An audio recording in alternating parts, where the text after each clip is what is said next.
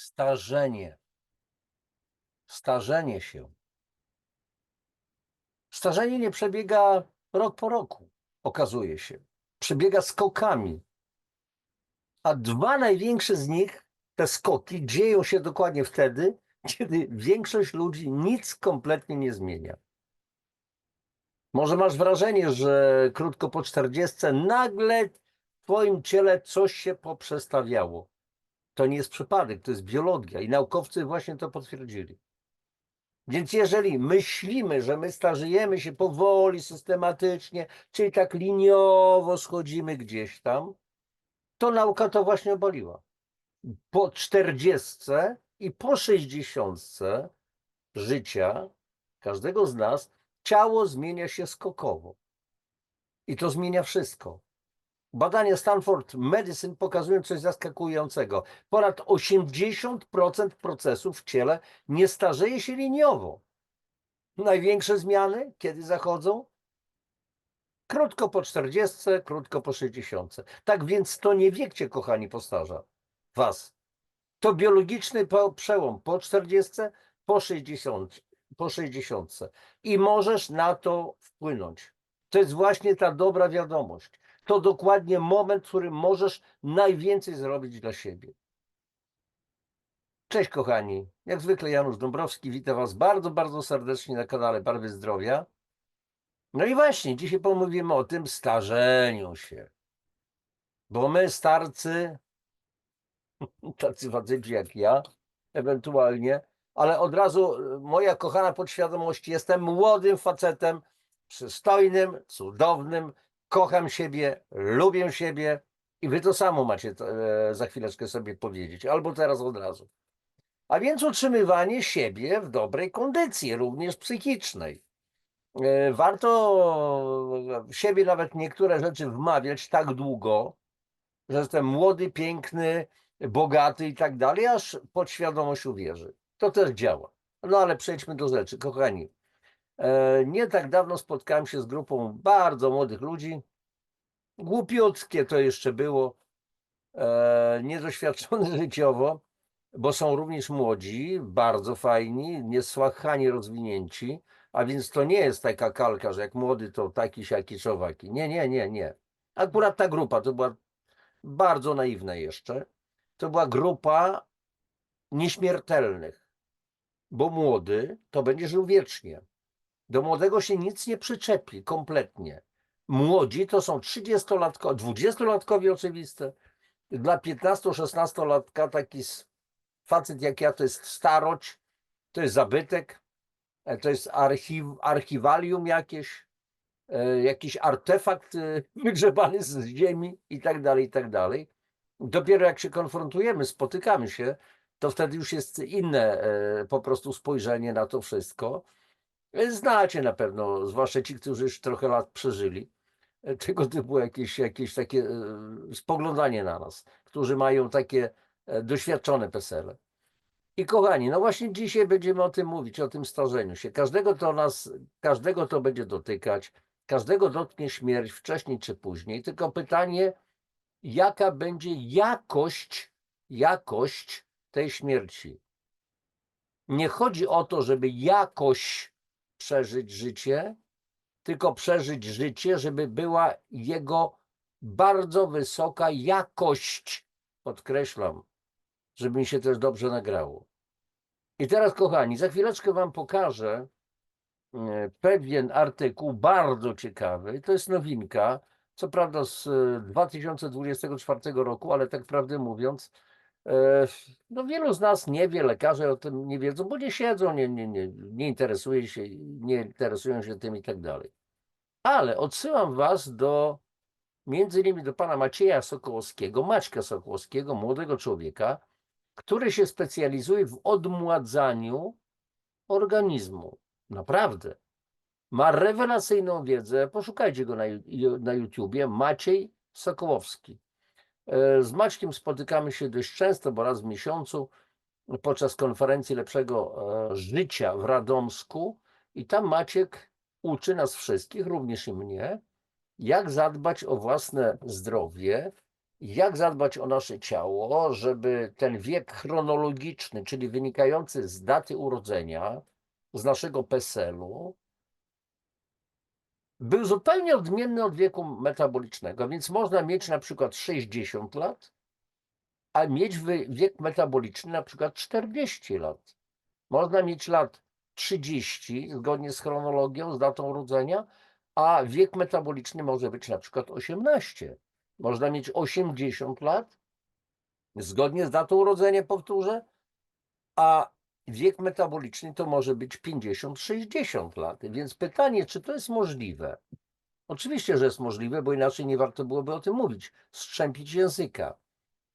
I teraz tak, w tym artykule, który tutaj wam przedstawię, no tam parę razy będę polemizował, i w wielu artykułach jakieś pojawiają w mediach, w wypowiedzi lekarzy, jakichś tak zwanych specjalistów, powtarza się jak mantra jedno stwierdzenie. No tak, bo to jest ten wiek i to wówczas w tym wieku choroby już są i tak dalej. Aha, czyli wiek powoduje choroby, czy choroby powodują przyspieszone starzenie się? Trzeba zrozumieć jedną rzecz. Jeżeli masz samochód i nie dbasz o niego, nie robisz przeglądów systematycznie, nie wymieniasz olejów, nie dbasz o akumulator, lejesz byle co, powiedzmy, byle jakie paliwo, chrzczonkę, chociaż nie wiem, czy teraz już są chrzczonki i tak dalej, to nie dziw się, że ten samochód zajedziesz. Jeżeli będziesz nim jeździł po wertepach, nie będziesz go szanował, nie będziesz sprawdzał ciśnienia w ogumieniu i tak dalej, i tak dalej. To samo jest z nami. O ciało, o nasz ten pojazd kosmiczny, ten kombinezon kosmiczny, skafanderek trzeba dbać.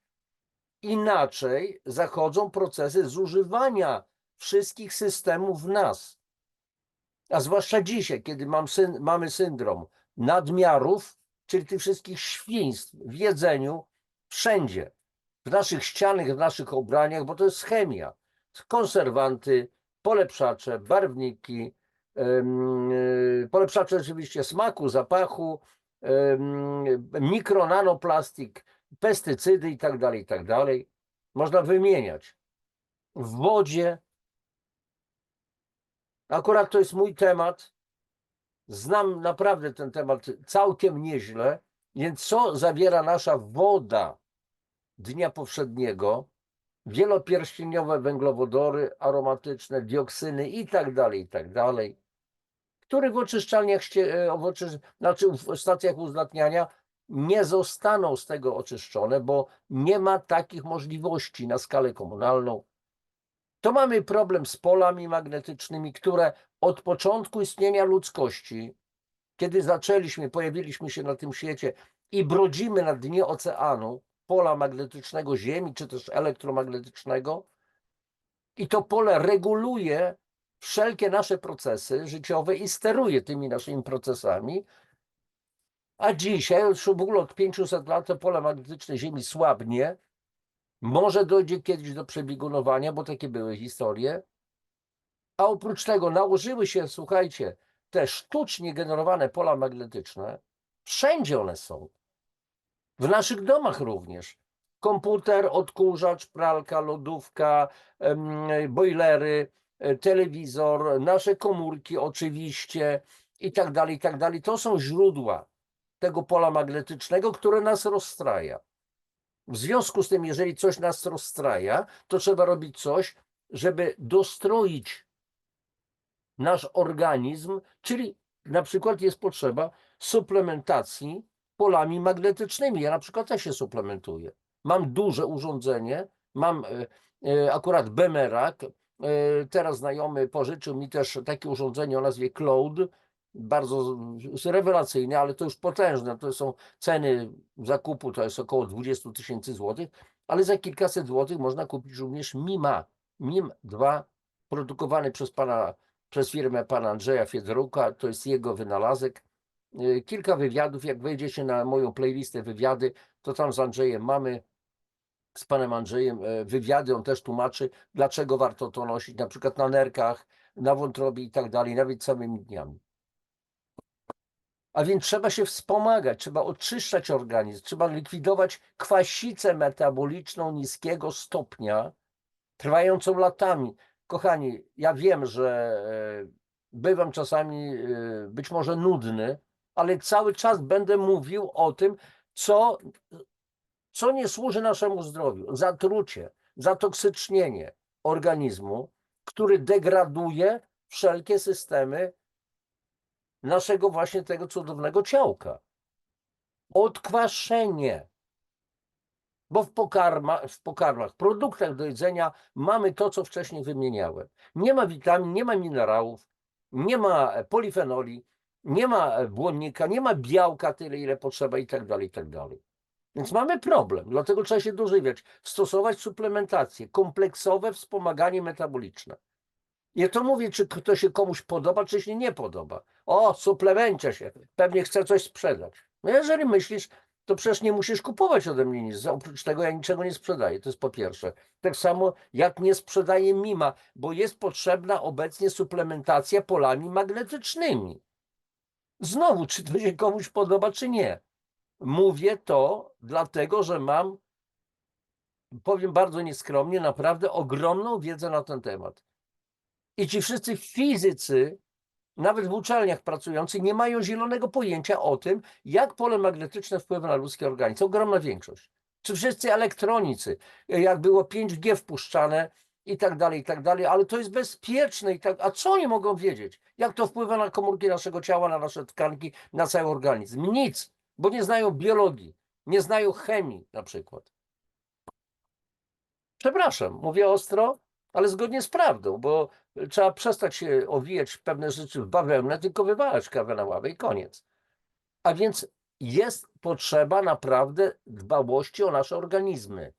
O ile chcemy żyć długo i starzeć się powoli, bo starzeć się będziemy i będziemy zmierzać ku śmierci. Tylko jest, jeszcze raz powtarzam, jakoś się żyje i jakość życia, a nawet jakość śmierci. Gdzie położę się, następnego dnia znajdą mój tylko kosmiczny skafanderek i sprawa załatwiona, a nie przez rok, dwa w hospicjum, gdzie, bo oddajemy kałmocz pod siebie, gdzie mamy odleżyny, gdzie ludzie się z nami męczą zwyczajnie, jesteśmy podłączeni do jakichś rurek, czyli zostaliśmy ustabilizowani. Jak słyszę stabilizacja, to zawsze, wiecie, wyobrażam sobie faceta w jakimś tam garniturze gipsowym, z jakimiś stojakami i on jest ustabilizowany. Znacie mnie, lubię kpić, ale czasami trzeba pewne rzeczy wykpić. A więc naprawdę trzeba zacząć dbać o nasze ciała. I to nie jest tak, że starzejemy się stopniowo, powoli, skokowo. Żeby to udowodnić, będę o tym za chwileczkę mówił, a teraz wracam jeszcze do Maćka Sokołowskiego. Przypominam, zajrzyjcie, znajdźcie go na YouTubie. Maciej Sokołowski. On tam mówi o tak zwanej glikacji, karmelizacji komórek i tak dalej. Są u nas te komóreczki, które się zużywają. I co w związku z tym zrobić? Jeżeli coś już nie funkcjonuje, jest niepotrzebne w domu, to wyrzucamy to na śmieci. Z organizmu też trzeba wyrzucić to na śmieci. Na przykład zastosować post. Najlepiej 72-godzinny. O tym też mówi Maciek Sokołowski. Ja już kilkakrotnie robiłem takie posty. 72-godzinne. W tej chwili już akurat w dniu, kiedy nagrywam, mam ponad 48 godzin niejedzenia. Piję, zażywam tylko moje suplementy i więcej nic. Żadnego jedzenia. Żadnego. I tylko po prostu sobie piję odpowiednie przygotowane jakieś, powiedzmy, moje napojki i sprawa załatwiona. I akurat do następnego dnia, do godziny 16, jak już to załatwię, nic nie będę miał 72 godziny niejedzenia. W tym czasie organizm się oczyszcza. Och, tam się wiele cudów dzieje. No ale mniejsza z tym. Kochani, teraz udostępniam ekran i mam tutaj bardzo ciekawy artykuł, Stanford Medicine i tak dalej. To jest oryginał oczywiście. Natomiast my się posłużymy się translacją. I teraz tak, już przeskroluję. Ten artykuł autorstwa Rachel Tompa został opublikowany 14 sierpnia 2024 roku. To jest wbrew pozorom świeżynka, to nie jest coś nowego. Znaczy, to nie jest nic starego. I teraz naukowcy ze Stanford Medicine odkryli, że w wieku 40 i 60 lat zachodzą ogromne zmiany biomolekularne. Więc według nowego badania Stanford Medicine czas płynie przewidywalnie, ale starzenie się biologiczne jest dalekie od stałości. Jeżeli kiedykolwiek czułeś, że wszystko w twoim ciele rozpada się naraz, być może nie było to twoje wyobrażenie. Nowe badanie Stanford Medicine pokazuje, że wiele naszych cząsteczek i mikroorganizmów gwałtownie rośnie lub maleje w wieku 40 i 60 lat. Naukowcy przeanalizowali tysiące różnych cząsteczek u osób w wieku od 25 do 75 roku życia, a także ich mikroby, bakterie, wirusy, grzyby, które żyją w nas i na naszej skórze, i odkryli, że liczebność większości cząsteczek mikrobów nie zmienia się stopniowo, chronologicznie, wręcz przeciwnie. W ciągu naszego życia przechodzimy dwa okresy gwałtownych zmian, średnio około 44 roku życia i 60 roku życia. Artykuł opisujący te odkrycia został opublikowany w czasopiśmie Nature Aging 14 sierpnia 2024 roku. I tutaj, kochani, jeżeli klikniecie tutaj w ten podlinkowane jakby słowo, to otworzyć ten artykuł, będziecie mieli po prostu dojście.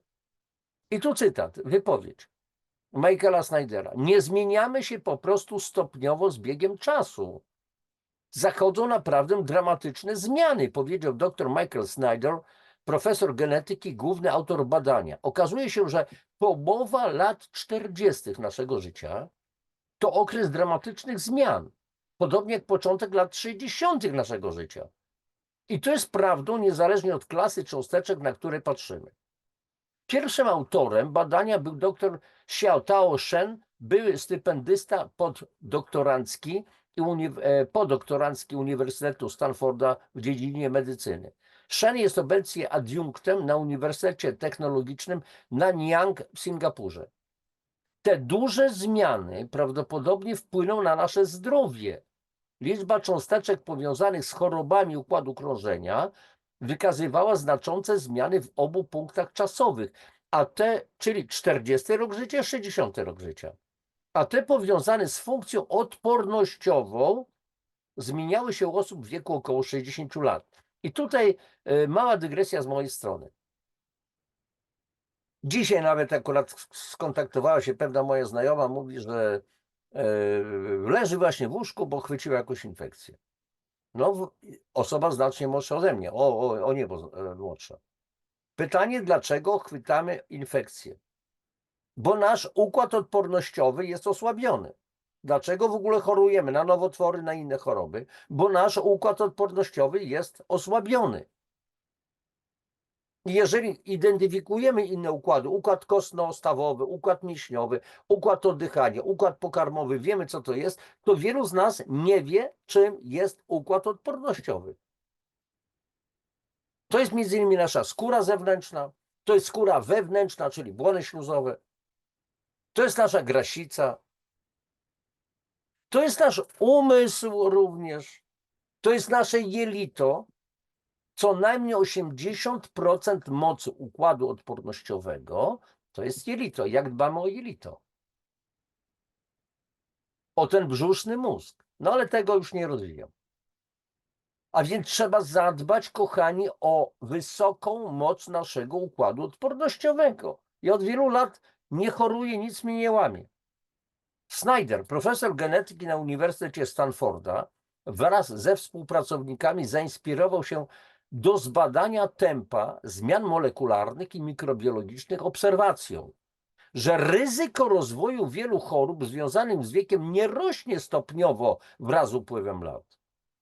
Na przykład ryzyko choroby Alzheimera i chorób układu krążenia gwałtownie rośnie w starszym wieku w porównaniu ze stopniowym wzrostem ryzyka u osób poniżej 60 roku życia.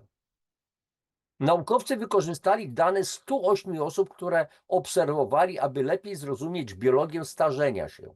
Wcześniejsze wnioski z tej samej grupy ochotników biorących udział w badaniu obejmują odkrycie 4 odrębnych typów wieku, pokazujących, że nerki, wątroby, metabolizm i układ odpornościowy starzeją się w różnym tempie u różnych osób. Tak, zgadza się. Moje obserwacje też o tym mówią. Widzę młodszych znacznie od siebie ludzi, którzy są ode mnie znacznie starsi. Wizualnie ich funkcje życiowe są w znacznie gorszym stanie, że tak powiem. Pytanie dlaczego? Bo nie dbają o siebie. Ja ciągle mówię na przykład o zakwaszeniu organizmu, czyli kwasicy metabolicznej niskiego stopnia. Zajrzyjcie na tą playlistę odkwaszanie. Tam jest, wybierzcie sobie to, co będziecie chcieli do posłuchania. Trzeba się odkwaszać, czyli likwidować kwasicę metaboliczną. Pojęcie kompletnie w medycynie akademickiej nie istnieje. Mylone jest zakwaszeniem krwi.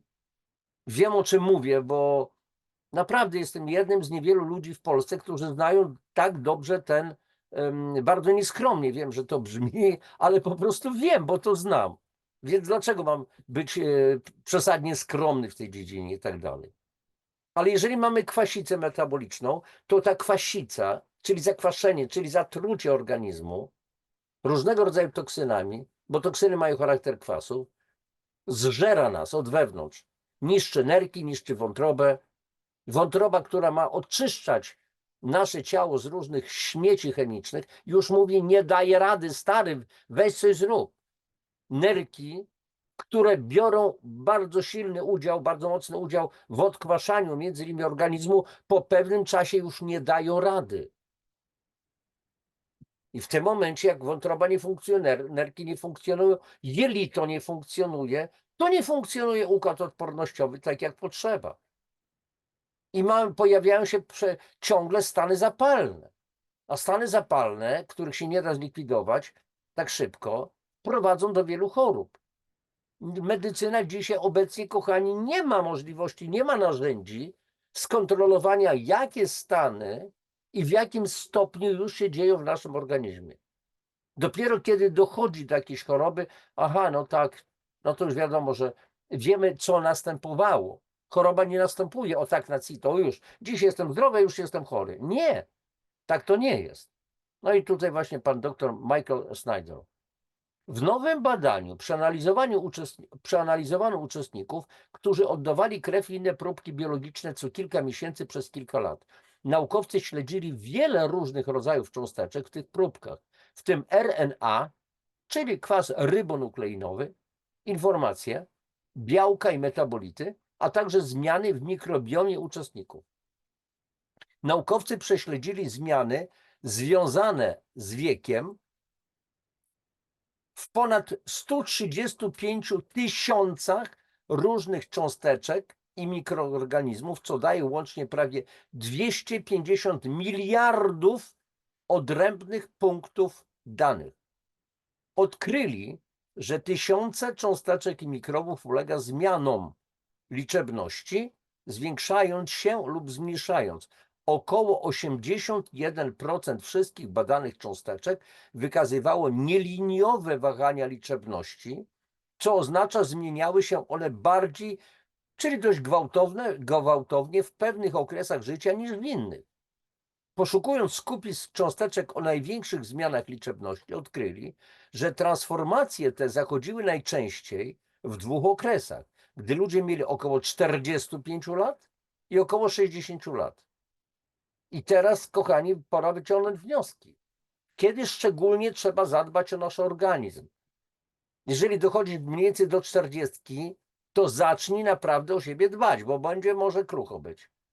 Jeżeli już masz 60, a wcześniej nic nie zrobiłeś, to już jest alarm, dzwonek po prostu, alarmowy.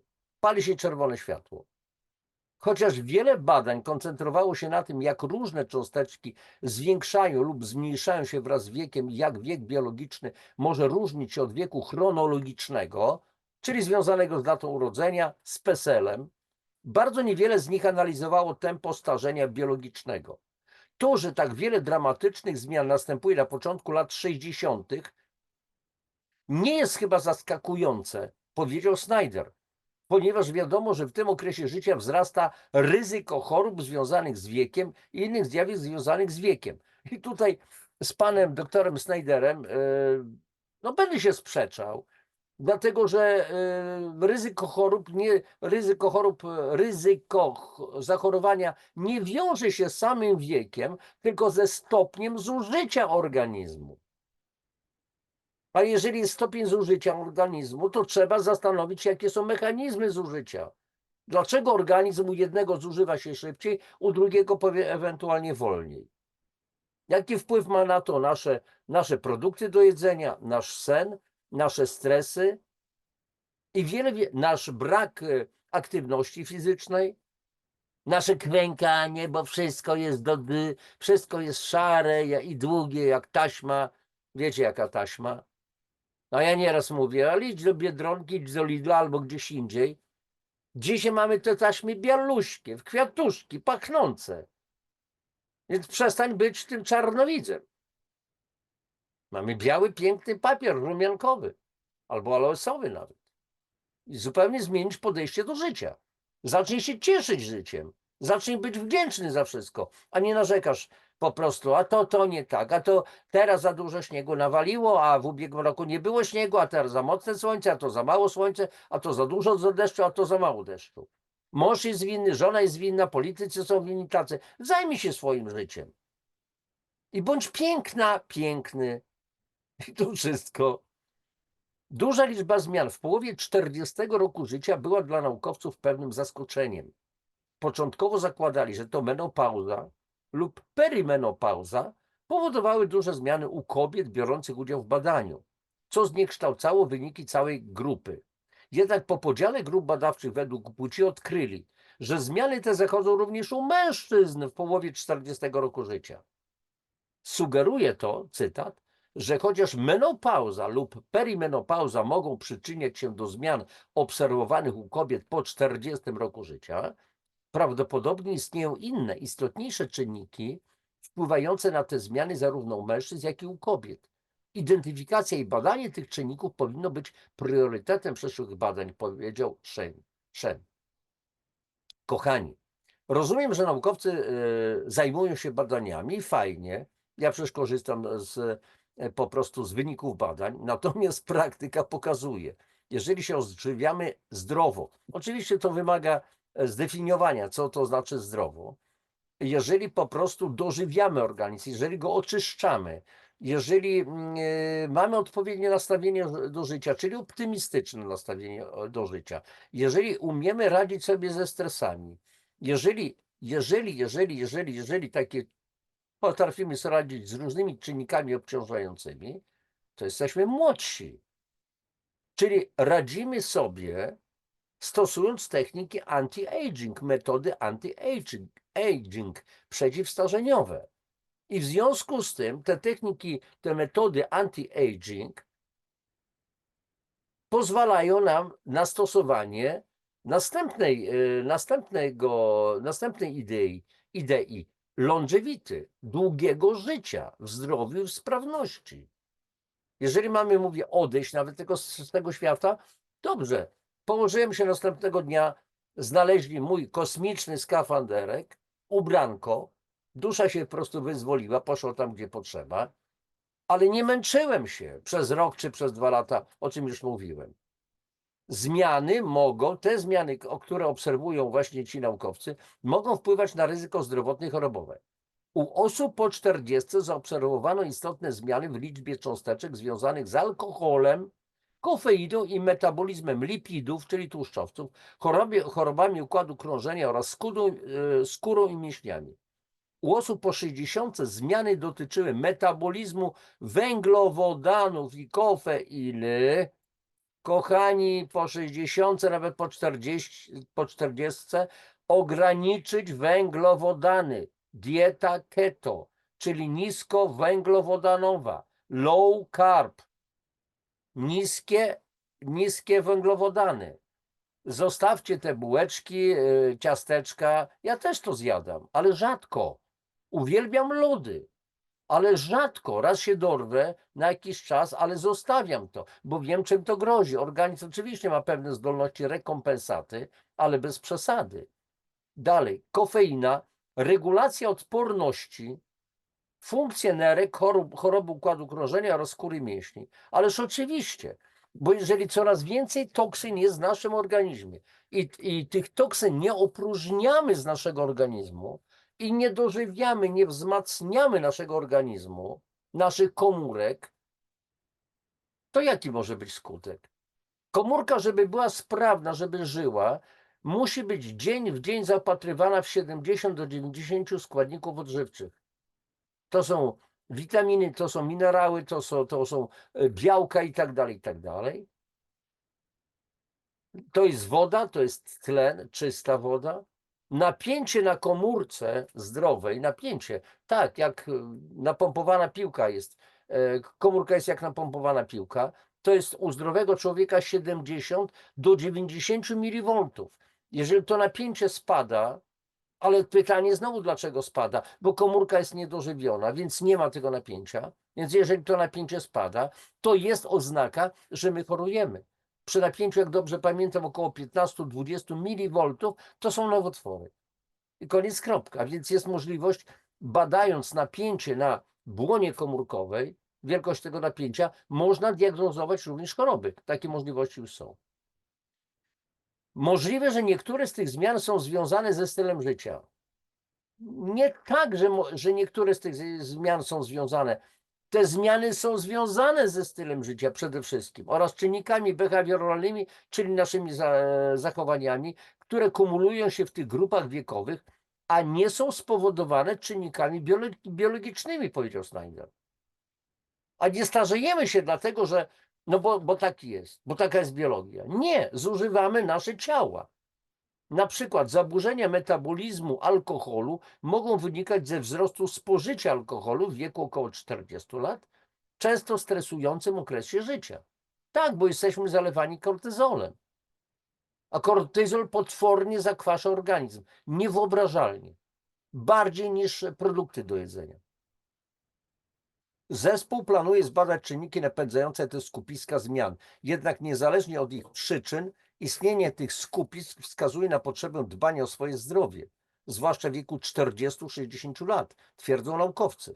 Może to oznaczać zwiększenie aktywności fizycznej w celu ochrony serca i utrzymania masy mięśniowej w obu grupach wiekowych lub ograniczenie spożycia alkoholu po 40 roku życia, gdy jego zdolność metabolizowania spada, bo nasze wątroby już nie wytrzymują. Ale utrzymanie masy mięśniowej, kochani, im więcej mamy mięśni, tym jesteśmy bardziej zdrowi. Chodzi o tak zwane mięśnie szkieletowe. Nie chodzi, wiecie, o te tutaj bicepsy, tu karczycho i tak dalej, i tak dalej. Mięśnie nóg są bardzo ważne. Jestem głęboko przekonany, że powinniśmy starać się zmienić nasz styl życia, póki jesteśmy zdrowi. Potencjalnie zdrowi, powiedział Snyder.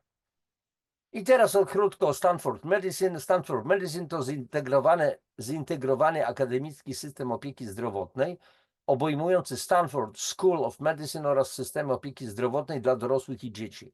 Wspólnie wykorzystają one pełen potencjał biomedycyny poprzez wspólne badania, edukację i opiekę kliniczną nad pacjentami.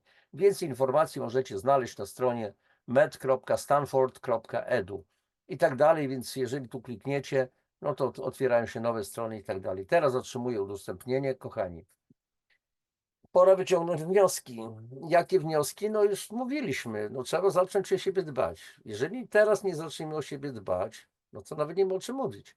Ja od połowy 2013 roku bardzo regularnie dożywiam mój organizm suplementami różnego typu w ramach takiego kompleksowego wspomagania metabolicznego. Tu nie ma żadnego przypadku.